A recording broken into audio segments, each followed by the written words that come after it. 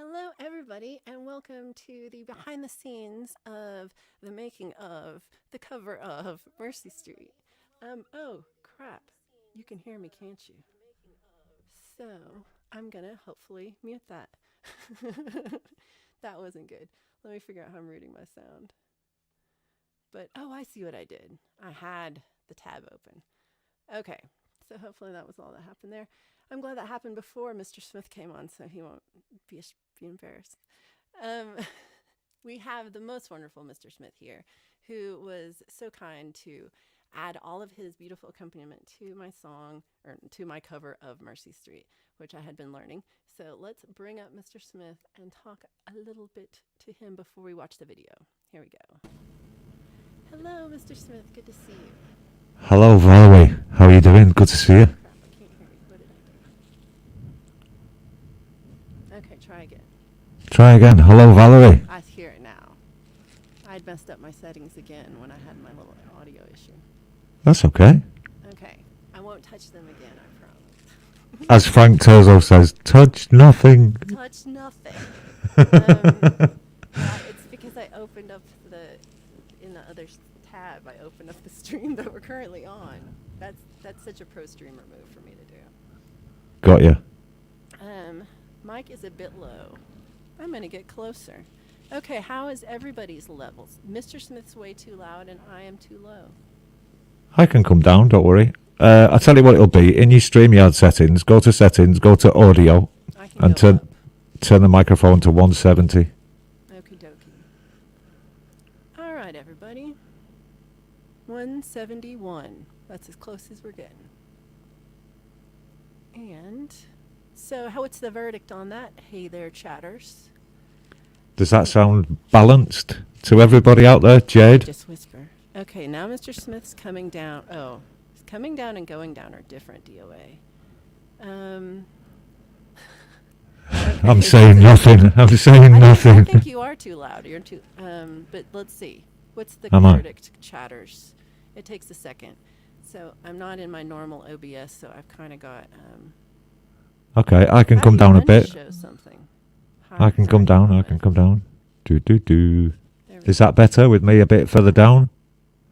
I think it's good. Okay, so Ali says that you're still louder. Well, let's talk and then see what they say because they're slow. But we still welcome all volume critiques during the show. Yes. James says it sounds good. Trust James. Okay, nice one. So, Mr. Smith, what? I assume you just heard me singing my cover of Mercy Street that I had learned. You know our friend Catherine Willman Danforth, that's Lauren. They had asked me to learn that song for my Friday Song Club stream. And yeah. So I did. I heard it and thought, well, Peter Gabriel he is a god to me musically. He's been part of my life forever musically. And I asked if I could do some harmonies on it. And you said yes. You said yes, and I was so excited, and I was saying on the stream, like, I'm going to make a video of this for, my weekly videos that come out maybe twice a month at this point. And, oops, I've just messed everything up. So I was really excited when you said that because, and normally my videos, I'm not to say that they're not wonderful, but they're me sitting here playing the guitar and doing my little song. And so I'm really excited that we did a lot more than that. Like you really brought out it's not a copy of Peter Gabriel's version. It's definitely different. It's not completely different, but it's so reminiscent of it. Like it has. I took a lot of tips from the original though. I mean, firstly, I've got to say that you sitting there playing with the guitar is why we're all here. So don't ever knock that because it's just beautiful. That's why we turn up. That's what we want. But with Mercy Street, I think for me it was almost a little bit selfish because I first off I love what you do anyway, and then for me to be a part of Mercy Street, I've always wanted to cover it, but I've never really been in a position to think I could do it myself. So to cover it with you was kind of the icing on the cake for me. And then I asked about doing harmonies, but I couldn't help going a bit further. Yeah, it was a little more than harmonies, but it was amazing. And then but not drums. No, But no. Well, the original isn't really. It's not really a drum track. It's a rhythm track to it. In fact, I'll put the guitar down. Because the original's got a rhythm track on it, but it's not done with a drum kit. It's done with percussive stuff, and that's where I took the main tip from. There's a particular thing that he does with a tambourine on it, which, well, I just happen to have the tambourine ready to show people. Yeah. So, do you? Can we? yeah, I do. Show So, us. so this little tambourine here, this is a Moroccan tambourine. And what it enables you to do is, when you hold it, you can put your finger across so it's silent. So you can stop the rattles as you're playing at will. So, and that is essentially how Peter did the original tambourine. It was something akin to this. I couldn't tell you whether it was exactly this, but it was something akin to that. And that formed the basis of the rhythm track for him. And then on top of that, there's the obligatory shaky egg. Yeah. People in the chat that are musical as well, I don't know whether you all know this, but quite often you use drum loops and you're trying to put drum tracks on your stuff. Now, shaky things are essential. They're really, really essential. So, for example, for choruses and stuff, to pick up a chorus, get some shaky things on it. Get a tambourine over the top of the chorus, or get a shaky egg, or something like this as well. So this is one of my favourite shakers. It looks similar to a child's shaker, really. Oh, well, yeah. Hey, Jade, what do you think this looks like, Jade? Yeah, Jade, tell me what this is. Answers on a postcard, Hey. please. let's all vote in the chat. What do you think? So, that? yeah, so we've got What do you do with this? Mr. Smith's egg, yeah? So Yeah. what do you want to do with the egg? And then Mr. Smith's shaker. Honestly, it's a shaker, right? So, but Shaker. It's a it- shaker. this is Turkish, right? This one, Turkish shaker. yeah, a Turkish shaker. Jade says it's my love for you, Mr. Smith, on a stick. I love it. Well, so back to the world of music for a second, Jade. Yeah, okay. Control yourself, all right. So the shaky egg has a kind of top-endy thin sound to it that you can hear. It's very top heavy, you know. And then, yeah, why are we not surprised, Lady Campion? I know. Oh,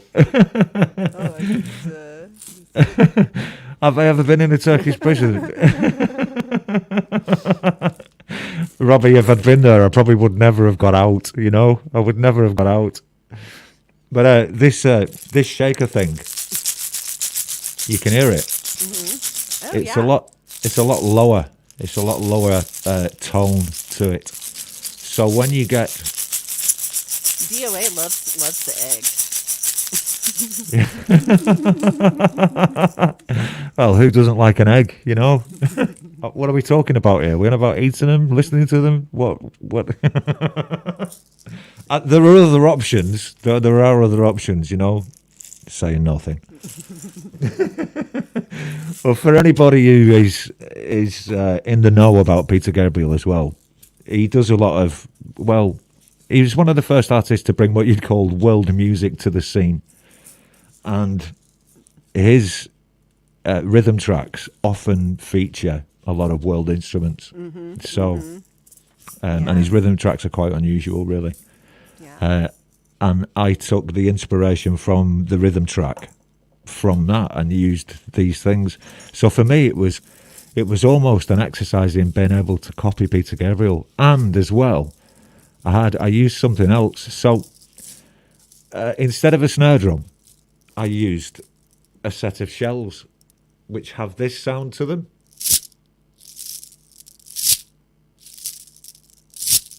Yeah. So you've got that, you've got that, you've got that, and then you've got that. And combined, they all make the rhythm track. So basically, all of my sex toys came out. As long as they're clean. Well, you know, I always use wipes afterwards. This is wonderful. Well, thank you for showing us all your bits. Well, I don't think we've got the right lighting to show my bits. I don't know. Everyone in the chat is saying they've never seen you so big and close up and not behind a drum set. Yeah, it's a bit different, isn't it? It is a bit different. It didn't seem right to be sat behind a drum kit for this. It just seemed a bit weird, you know. I thought I'd get a bit closer in. I don't know so why I'm I can... showing this one, but it really does.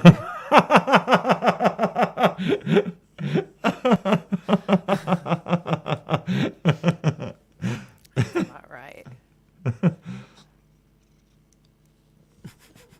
Well, yeah, so my harmonies turned into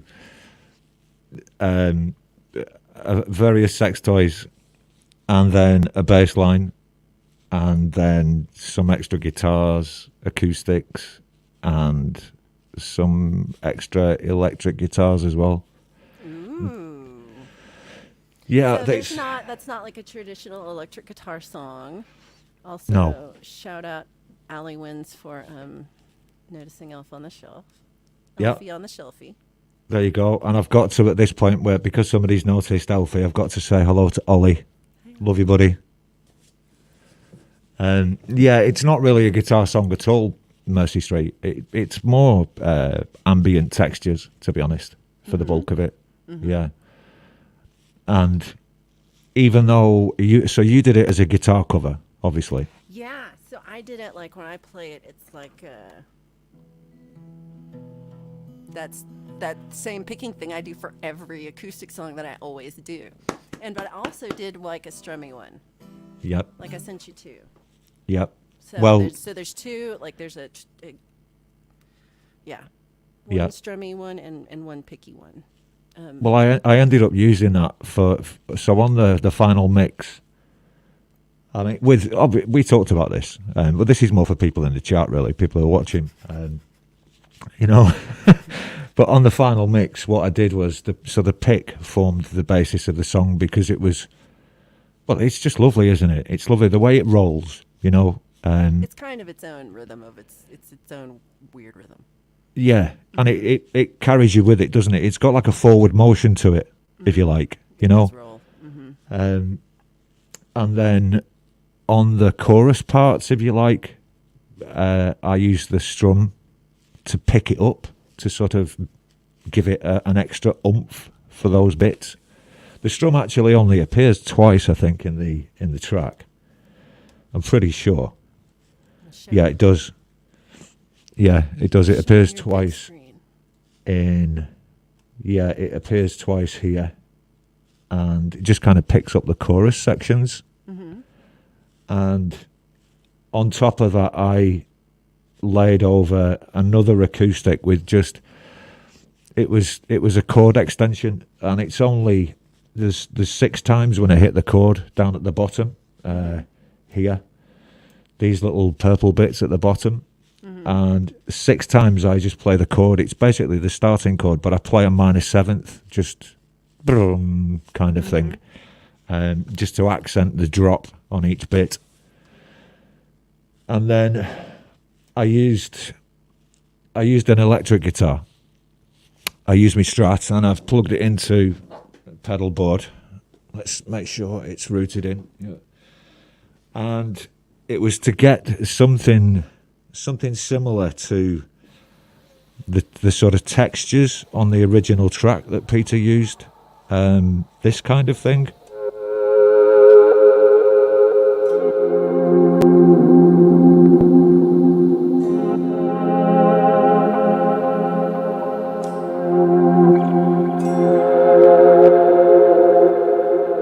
So it's a very atmosphere and ethereal. Yeah. Yeah. Yeah, it's not what you call a guitar sound. It's more like a string thing or something, like a keyboard pad for that effect over the top of it. And it put it a bit more in the zone of the original. It gives a more of a tip to the original sound, which, you know, what would you say? We're somewhere in between the original and an acoustic cover with it. I don't know. Yeah. You know? It's definitely an in-between thing. Yeah. And then I layered harmonies. Well, first off as well, your vocal with some of the double tracking.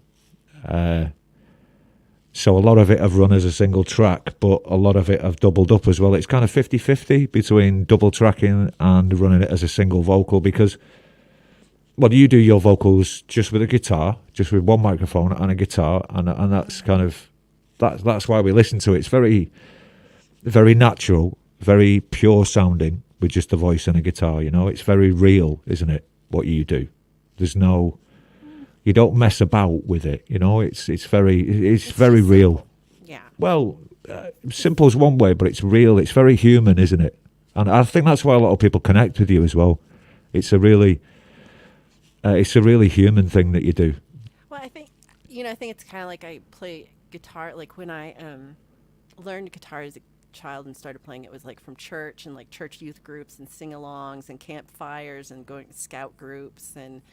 Yep. I did a lot of these kind of like playing so that people can sing and people can kind of have that community in song and Yep. like do songs that people can sing together and ladies calling me out on my expressions. I'm trying to be serious. It's a serious interview. It's a very serious interview. I'm a professional. Yeah, it's dead serious. We started off with a bunch of toys. First, Mr. Smith showed us his bits. Let's see what'll happen next. But I'm really Heaven excited knows. to show the whole video, like the whole thing, like both just all that you've done musically on it, like sonically. I think it's really cool. Because then, and on top of that, you've got a lot of harmonies. Yes. And so there's a lot of vocal things going on that, honestly, I think that's my favorite part. I mean, percussion's very cool, and the guitar part sounds very ethereal, but like the harmonies are like, they feel really good. That's where music is to me. I know I'm known for playing the drums and stuff, but I think I said it somewhere in. It was on the 4Q stream the other night. And for me, music is harmonies. If I was left on a desert island, I'd be happy to just do harmonies. It wouldn't matter that I couldn't play drums or anything. Harmony work it's work because that's what music is, isn't it? It's a harmonious communion, you know. And so it's the best part for me. That's the part that I enjoy the most. Realistically, if I come to record anything, I enjoy tracking harmonies the most by a long way. How many tracks did you end up with on your make your thing big on your mix? It's a 20-track mix. 20 tracks. So it runs as. That's actually less than I thought you'd say. Yeah, it didn't take that much. So what I did was I started with your pick guitar, and then what I did was I copied that, I cloned it, and I gave it a pseudo stereo effect. So your main pick guitar runs down the center, and then underneath that, quietly but spread to the sides, is the same pick, and what it just gives a really full sound to the guitar. And then I took your strum guitar, and again, for the choruses, I put one down the middle, but I put a pseudo stereo one around it as well. So we got this big, rich texture of guitars, basically. And then your vocal just runs as a vocal, straight down the middle. And there is a double track that comes in occasionally. You can see it here, if you can see that. that screen well enough. Let me get rid of the subgroups. You can see pretty- oh, even better now. Yeah, so your double track comes in throughout the track, but it's sporadic. It's maybe, like I say, it's about 50% of the track is double tracked. And that just gives certain moments some depth. Now, the double track as well is pseudo stereoed, so it kind of wraps around as well. So it almost sounds like a triple track, because with fake in stereo with a mono vocal, basically what you do is you take the vocal, it slightly delays it on one side, and then it slightly delays it a little bit further on the other.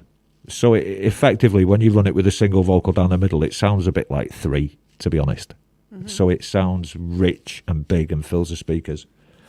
And then on top of that... Say that again, because I think that's an interesting point of how you created the pseudo stereo. So Right. say more Okay. about like how did you do a delay between those two channels? Well, it's an effect that does it. So it's called the blue stereo effect. This thing here, Mm-hmm. and what it does is it takes the vocal, and it delays one side ever so slightly from the other. But then what it does is it moves that delay point, so it's not static all the way through. It just keeps moving that delay point. And then if I run your original vocal down the middle of that, effectively what we get is 3 vocals, because they're all coming out at a slightly different time. So it gives it a natural chorus effect. Now, the delay is very, very small. You're looking at maybe 12 milliseconds at most, 12, maybe 17 on the other side to get the spread. So there's the distance in that delay causes the vocal to separate into individual vocals, and we get effectively then a 3-part vocal coming out from you. So what I've called double track essentially comes out as a triple track. It has you down the middle. It has one vocal delayed at about 12 milliseconds this side, and another vocal delayed at about 17, maybe 18 the other side.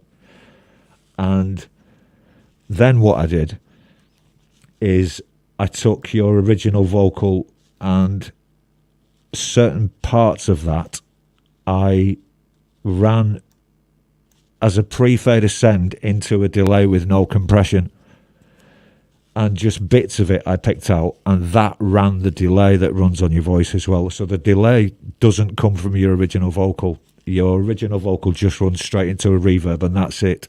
Mm-hmm. But the copy of it, without being in the main mix, then gets fed to a delay. And I can treat that totally separately, because it has a slightly separate EQ on it as well, to handle the delay a bit better. Mm-hmm. So that's how your vocal was processed, essentially. Single vocal down the middle, pseudo stereo on the double track, and then a pre-fade ascend to a delay to pick out certain sections on the third bit. So at that point, we're at track 7. Track 8 is actually my click track, which sort of doesn't count, realistically. But that was the guide click that we were working to. And then track 8 is the bass line, which I would love to say I played it all in one part, but I didn't. I didn't play it in one part at all. It was done in sections, and pieced together.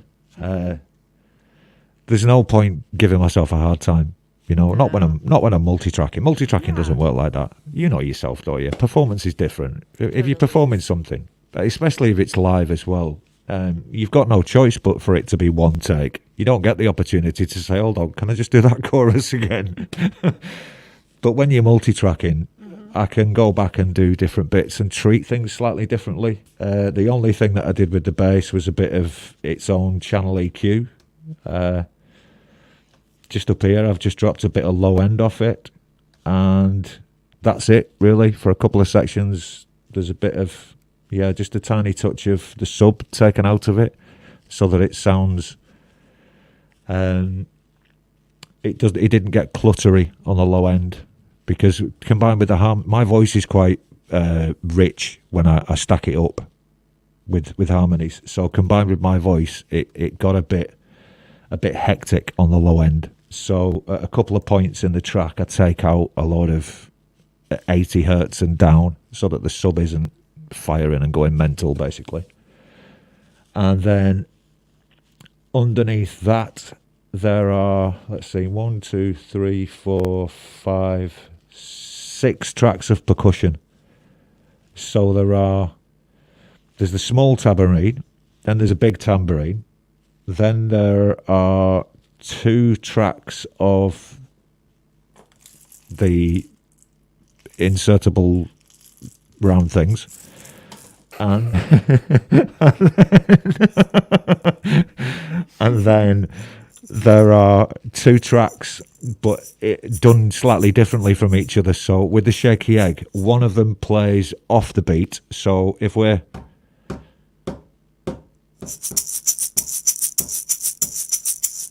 and then one of them plays on the beat.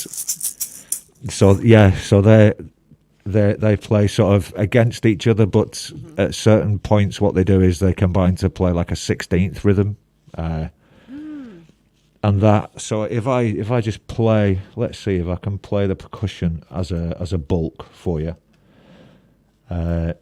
So I'll play a section that has the whole thing in. So that's all 6 of the tracks combined. Oh, the last one is the seashells. So the seashells, like I say, they almost play like a snare drum sound, but you can hear that instead of it being like a normal snare, it's elongated. So it has a distance to it instead of there's a, which it gives its own feel, basically. And what it does is it makes the point of attack a bit more, it makes it softer for a start, and that elongation makes it sit with the harsh attack of the shakers as well. So if I play this little section here, you should get just a section of just the percussion.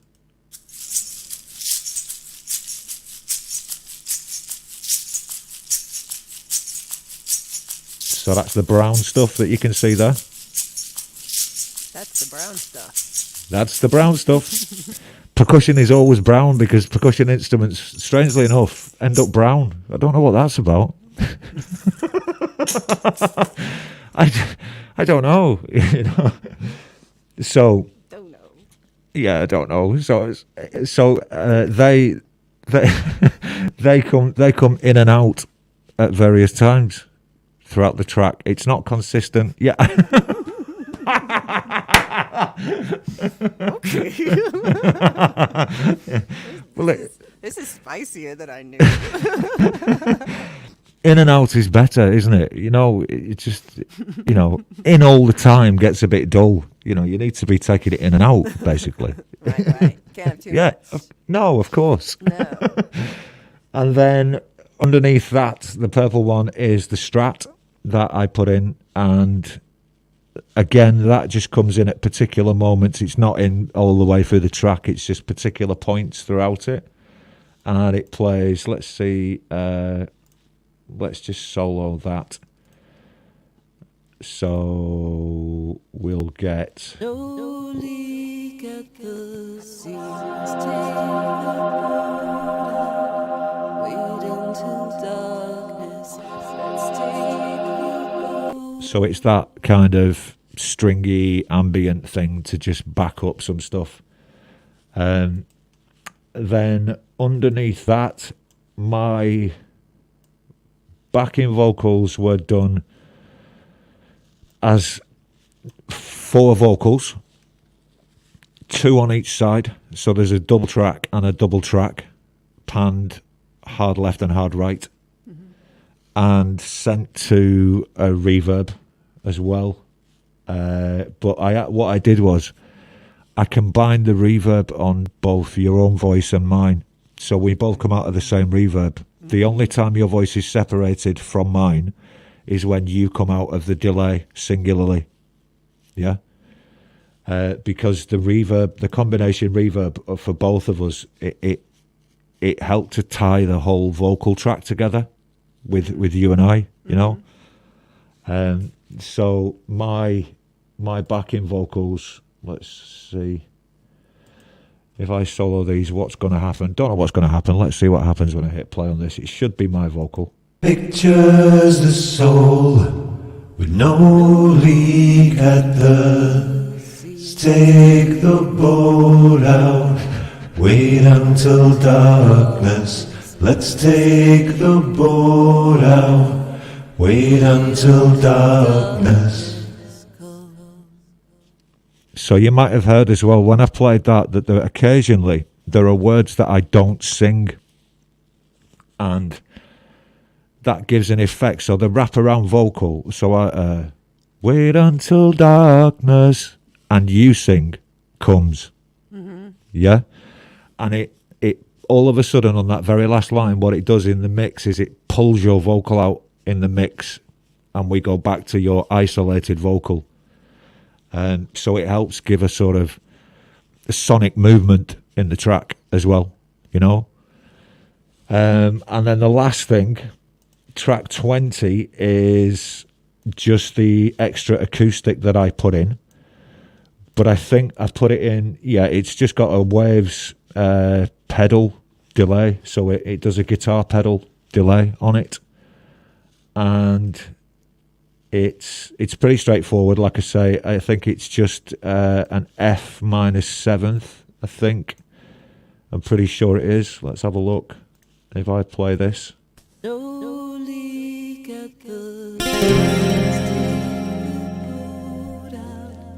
So that's it. That is got a. It's got very a Mr. Smith guitar sound. Yeah, it's got EQ, compression, chorus. Yeah, and then a Waves delay on top of it, and the Waves. So I actually put the guitar in mono, and I used the Waves delay pedal to give it a stereo effect, just because that was preferable to putting it in as stereo off the pedal that I use. So essentially, that is how the track was put together, with just 20 tracks, and then it was split into, let's see.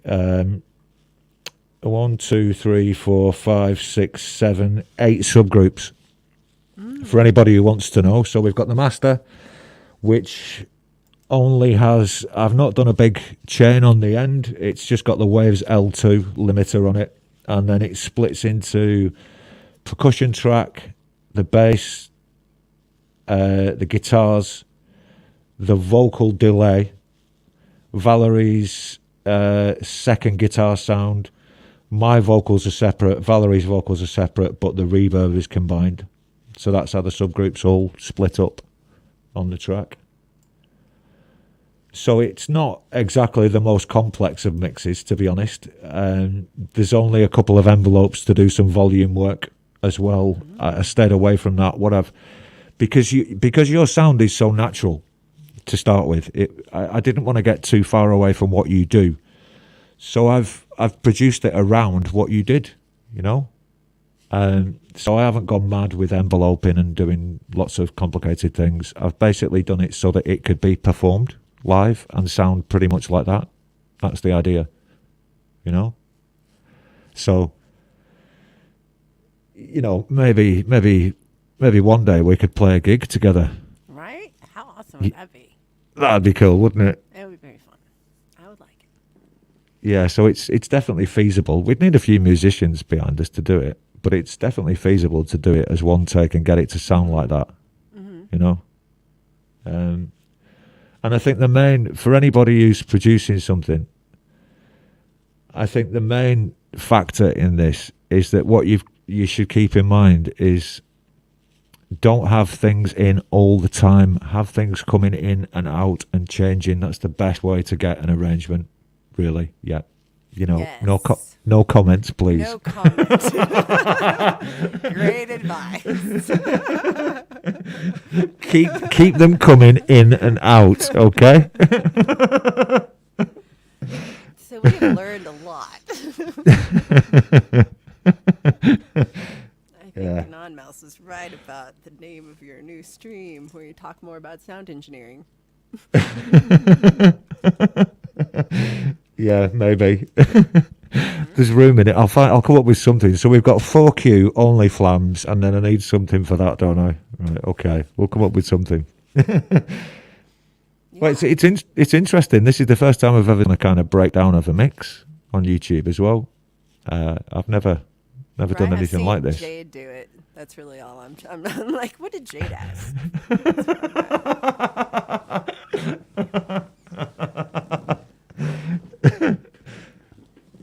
So, is there anything in the chat that people don't understand now after that?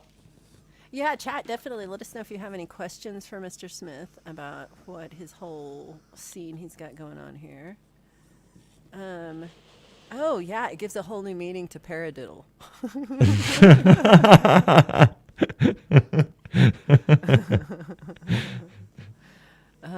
Yeah, I love it. Okay, so we're looking for that. Okay, and then also, I'm also pretty jazzed about the video itself that we Oh made. yeah. I really like, you sent me some, I love what you did. So you have to say, I don't know exactly how you made it happen, but it's such a cool effect. And so you had like one of you playing bass and one of you singing and one of percussion. Yeah. And then I worked that in with some video I'd taken from my trips this summer, and then some video that David Coyle took of me this past weekend for this thing specifically. So yeah, so how did you make your really cool silhouette effect videos? You'll see it very soon. Yeah. So if you can put me full screen for a second. Yes. Slowly I can. Okay, so over there, if you By the see, cat? yeah, by the globe, yeah, and the cat on the chair, that wall there just happens to be white. I wheeled the couch out of the way, and from the opposite end, from down there, I shone a spotlight, a red spotlight, and I used that to form a silhouette of myself. And dun dun dun, I didn't have a mask on. I was actually shocked. I was like, dude, have you seen his chin? You can like see his whole like. I mean, you can't see that, but that's the thing. Still can't see. Like, you still don't know what you look like, but you can see so much more than. Yeah, I was yeah. expecting. It's And not the you know mask to that. me. Yeah. No, it's.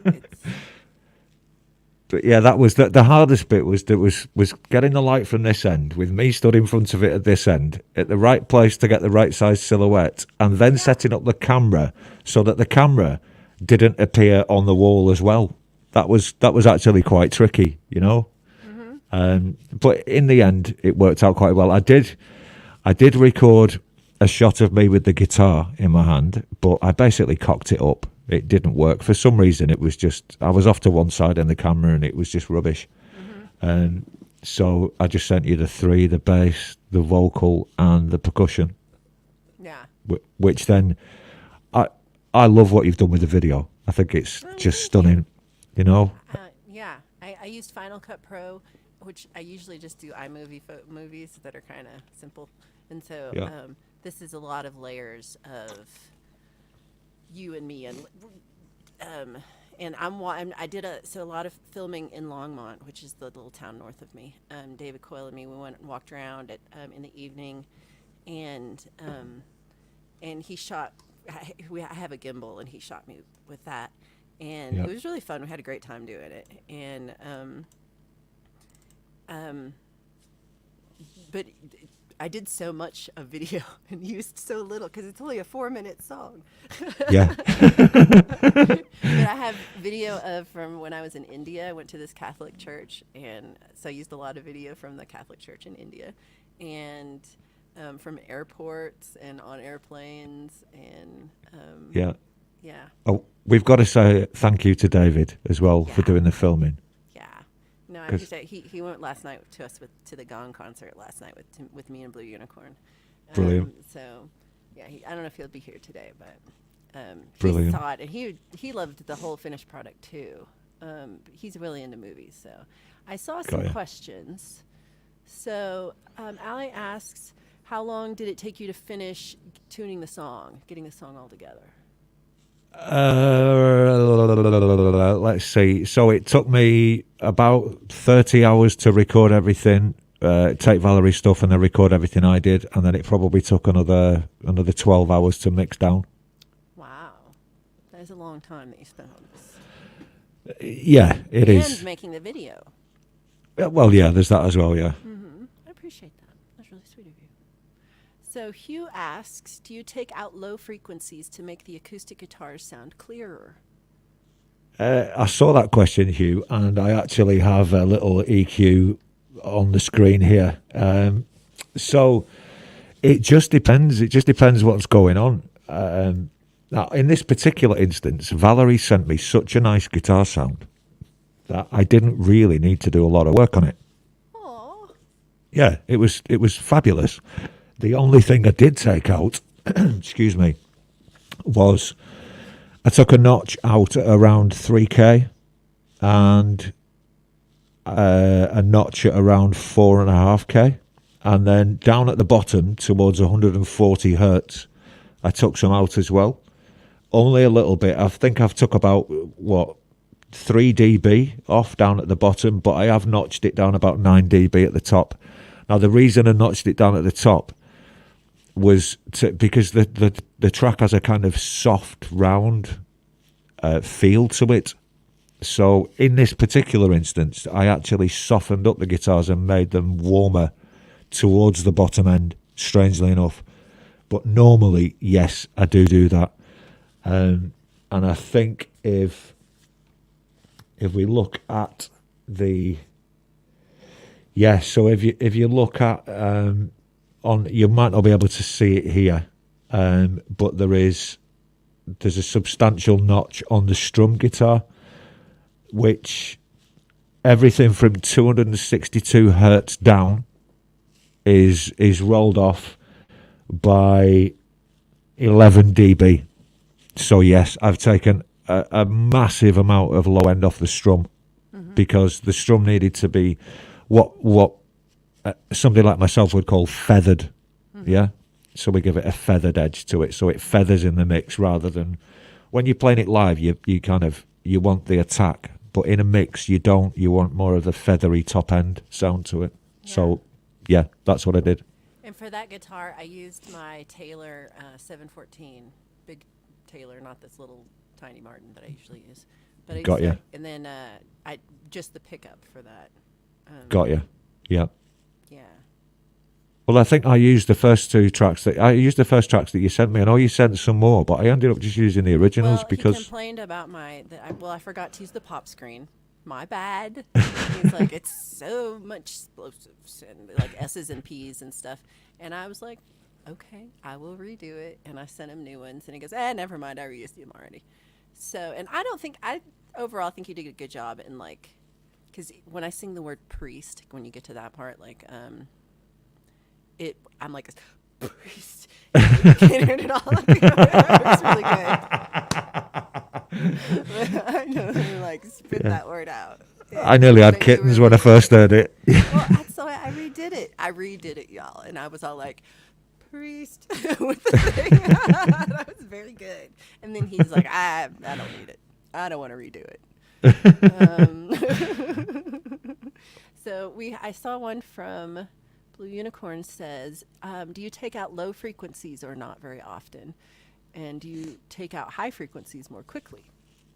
Good question, Blue. And to be honest, most people don't seem to realise this. Jade will know this very well, that mixing is more about the frequencies than the volumes or the panning.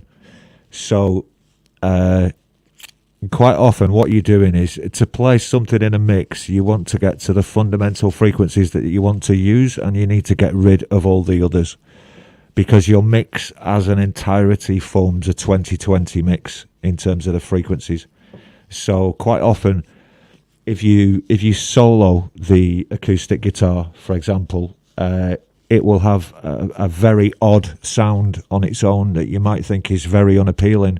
However, when you put that into a mix, you're leaving the frequencies that you want in the mix. So as a part of that composite, it sounds good. So yeah, it's all about taking frequencies out basically. And there's something else for people that I should say as well. The common misconception when you come to mix something. So for example, if you get a guitar track and it sounds too toppy, so it sounds a bit trebly, most people would say it needs some low end putting in. Well, it's the opposite. You should be negative EQing all the time. You should be negative EQing. So if something's too trebly, take out the frequencies that are too high, and that will bring the bottom end up into perspective with it. Because every EQ move that you do upwards adds attenuation, it adds dB to it, and very quickly things become out of kilter. So always go for negative EQ if you can. I like that. That's a good tip.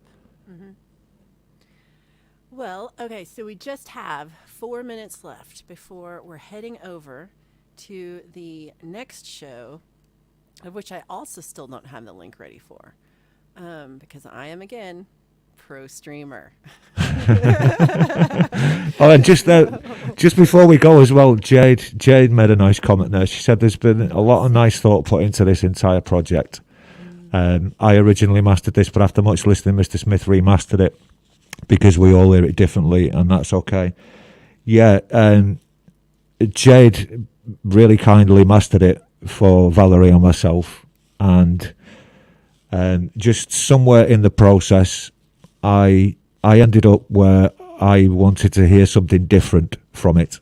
Spoke to Jade about this as well, and both Jade and myself and Valerie understand that sometimes you have to go with what you feel is the best way for something. So this is one of those occasions where people as well, please don't be afraid to talk to each other, communicate openly and honestly, talk to each other. And sometimes no is better than yes, is what I'd say. And Jade, bless you. Thank you. I really do love you, because your master was fantastic as well. There was nothing essentially wrong with it. It was just, it was different to what I would have preferred. Been working with your master, like a temporary working master, going back and forth, and I think I was just used to that sound. Yeah. But it's been such a pleasure working with you and collaborating with you on the song, and I'm just so happy with how it came out, and I'm so excited for everybody to listen to this and watch the video, and I hope everybody enjoys it. So if you have anything else you'd like to say, we're just going to head on over to the stream. I just want to say thank you for letting me be part of this with you. Thank you. I love you. Well, back at you. It's just been the best thing. So I'm going to end this stream now, and then let's all head on over to the link that I just put, and hopefully it's also going to try to dump you over there. So the premiere the countdown starts in 2 minutes. So that gives us time to get over there. And so we will see you all over there in 1 minute. This is how slow 1 minute. I am. And here, Okay. one more time. All right, let's Oj. Okay, we'll see you all. Thank you guys so much. We'll see you. See you all. Thank you for being